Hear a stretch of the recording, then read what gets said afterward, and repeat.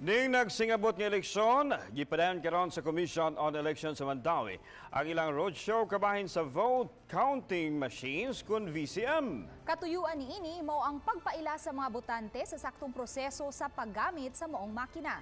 Apan kaganiha wa pa kayo'y mga botante nga may partisipar sa maong kalihukan. Ani ang report.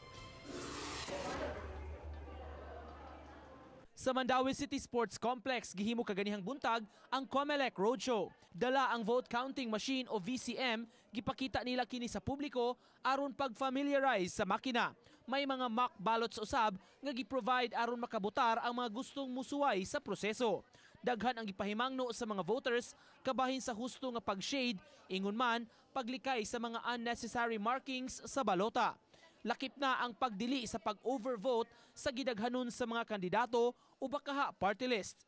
Gihangop sa mga nakasuway sa proseso ang mock voting. Pagkakaroon siguro ang akong na nga gusto i-experience is that kanang angayan siya nga gamiton at the same time di na ka maka-contribute og kuan kahasog gani sa uban nga mo butar pod on the day sa election nga moabot. Nabantayan hinuon sa COMELEC, di kaayo daghang botante ang miapil sa roadshow. Kana sigurong ato ang culture nga we don't really care about it kay wa pay gamit for now. So ang ato lang at least naatay opportunity nga gihatag para nila. It's not like wa nato sila gi-inform, wa nato sila giawhag, no. So nara pud nila to avail of it.